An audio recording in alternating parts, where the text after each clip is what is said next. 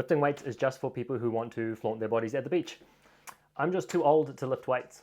If I tried to lift weights, I'd just hurt myself. I recently had a conversation with a client of mine, and it just reminded me how much strength training has to offer the average person. She's in her late 50s, a mother, now a grandmother, and she was a relatively healthy person, had a healthy body weight, and she either walked or cycled frequently. And over the last 6 months, we've established a gym routine for her, training a couple times a week, and have adjusted her sleep and nutrition habits to support her training and health. Just the basics, nothing fancy or all-consuming. And she told me the other day what a huge impact training regularly has had on her life. Not only is she feeling strong and capable and can carry her granddaughter for an hour and a half easily now when they're out, but has also been a huge mindset shift for her. She explained how she did not see herself as someone who lifted weights, but now she wants it to remain a regular part of her life. For her, weight training is now a meditative process. It allows her to push herself and gain confidence in what she can do with her body, and it also allows her time in the week where she can really just focus on and invest in her own health. So today I'm going through the top 8 reasons that you should make strength training a regular part of your week. Now, I'm not talking about training your socks off 10 hours a week, but even just adding in 1 to 2 hours a week across 1 to 3 sessions will have a huge impact. Now, more training will obviously accrue better results, especially for performance, but most of the health and wellness benefits are actually seen within the first 1 or 2 hours a week.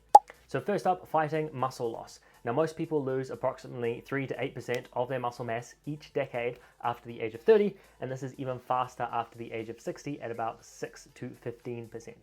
So to give you some numbers on that quick, that means that in your 40s, you still have about 95% of your muscle mass that you had in your 30s, still pretty good. Your 50s, you're down to 90%. In your 60s, down to about 85%. In your 70s, you're down to about 75%. And in your 80s, you're down to about 65% of the muscle that you originally had. And this doesn't even take into account that many people will have nowhere near the maximum amount of muscle mass they could have had in their 30s. And this is important because, as you'll see, muscle mass is actually a huge indicator of general health going forward. Healthy aging. Now, many of the effects that we associate with aging aren't actually inherent to aging, but just inherent to lower levels of activity as we get older. Now, when I talk about healthy aging, I'm not just talking about still being able to put your socks on when you're 80, but all the usual complaints that people give after the age of about 30, that it isn't what it used to be like in my 20s. And it isn't until about your 60s that we start to see things like your metabolism actually have true age-related changes independent of how active you are or your body composition.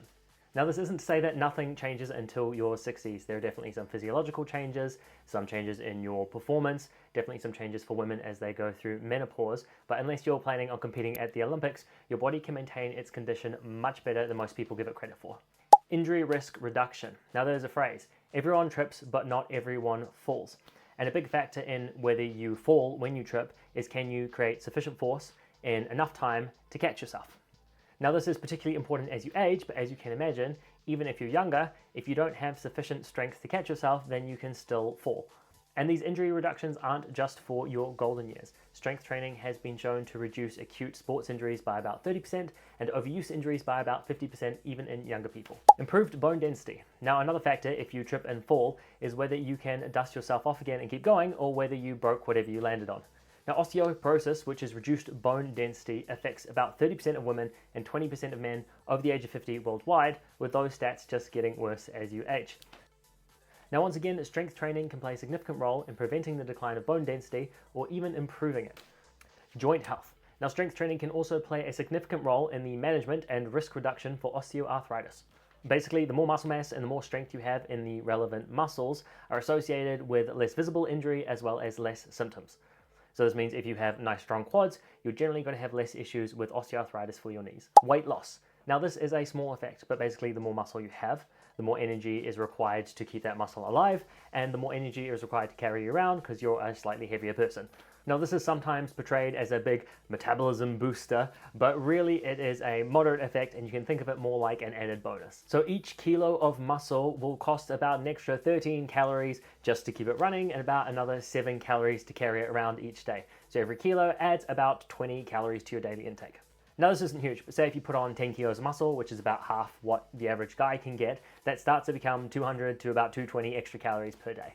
Insulin sensitivity and diabetes.